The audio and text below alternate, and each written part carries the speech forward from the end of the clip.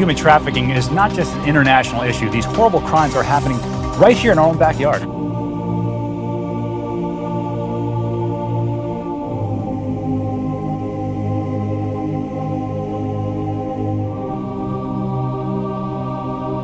I've covered it over the years and we've talked about it all around the world, but tonight, sex trafficking, something happening right here at home.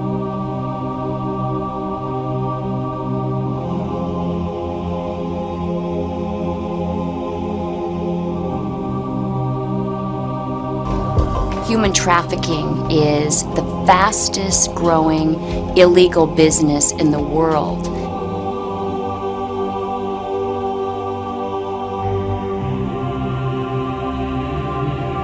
Human trafficking is a relatively new phenomena, even though slavery is as old as the ages.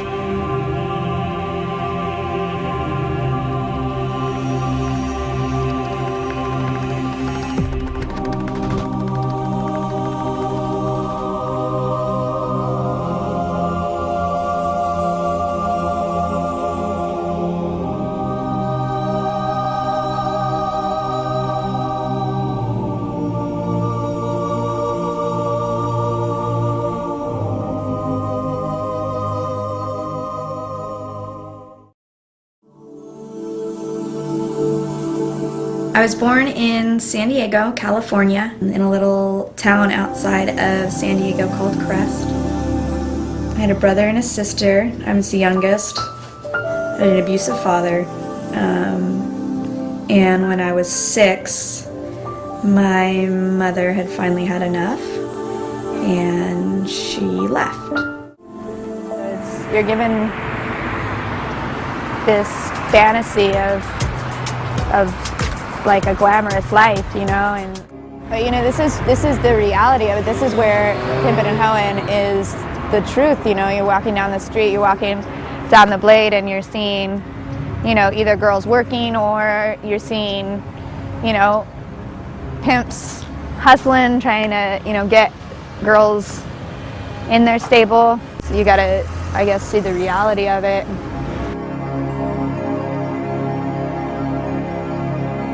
Had broken a beer bottle and held it up against my neck one night and started yelling at me and calling me names, and he asked me to leave, and I didn't have anywhere to go. And that's where people get confused about this is her choice, because he asked me to leave and I really did not. At 12 years old, I had nowhere to go. I thought I was gonna die. I thought he would kill me, and I didn't care. That was the really sad thing. I really didn't care because I didn't think anybody cared about me. At that point in my life, I had been in and out of juvenile hall, in and out of group homes. I did not think anybody loved me anymore. The reality is, after a while, that you realize that you don't have any value anymore. You lose your value. You lose your worth.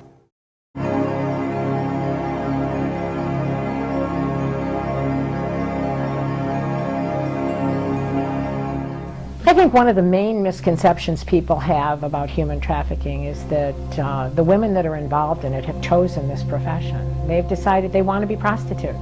They don't realize and look beneath the surface and see that the most vulnerable amongst us are children that are 11 to 14 that are approached by pimps within 48 hours of being a runaway, are lured into this world, and then they don't know how to get out. They're threatened, they're fearful.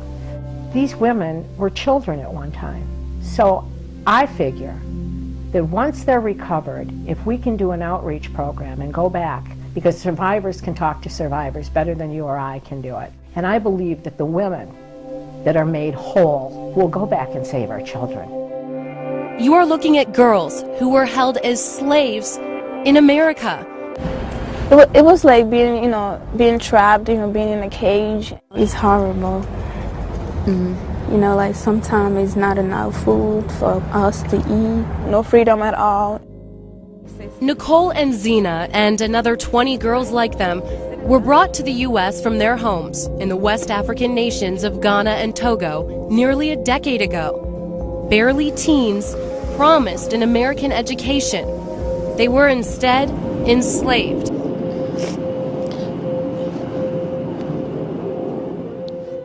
The fact that my clients could be in these hair salons for so many years braiding hair as young as 9, 10, 11 is extremely frustrating, but it's not shocking. Human trafficking is extremely profitable. It's so profitable that we're seeing some drug traffickers get out of drug trafficking and into human trafficking. I was vulnerable. I didn't know what to do. I was too much like alone. I was scared. I was nothing. So anything that came my way that was a good opportunity that I felt, I took. And so when pimps do that to girls, it feels so good until we really get into it, until we feel the after effects and we're like, what are we doing? You know, was it really bad at home? You know, you start to realize, and then you're stuck in it.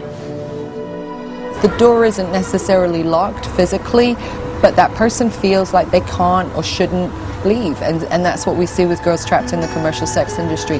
They're frequently not chained to a bed, and that's what we often think about with trafficking, but those physical chains may not be there, but the psychological chains are. Well, first of all, we probably mix it up and say it's not that they're a victim, they're a criminal. Let's talk about the issue of prostitution. A 15-year-old is prostituted.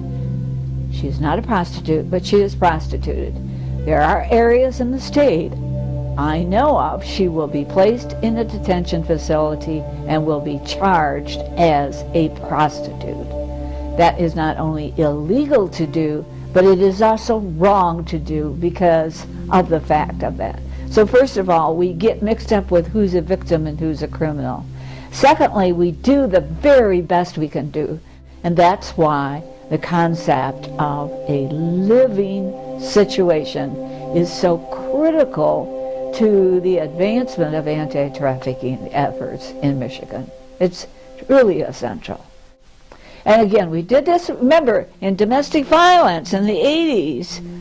We were somewhere at the same place. Denial that it was a problem, denial that we needed shelter, all of those kinds of things. And people fought so hard, and that movement has had some success. We trust that this kind of movement and people like Edie can bring us where domestic violence comes. The vision that I have for Sanctum House is a place of refuge, really, a sanctuary, exactly why we named it Sanctum House. A sanctuary for women to be able to heal and recover from the torments and the devastation of what their lives were. I know for myself, I was a heroin addict. I found myself in harm's way more times than I care to admit. And the reality is, now that I've delved into this industry and I know what it is, there wasn't a moment in time that I could not have woken up chained to a radiator someplace. Now that's real. And I'm somebody's mother, and I'm somebody's grandmother, and I'm somebody's child. It's powerful to me, the fact that I was spared. I was spared, and I am so grateful.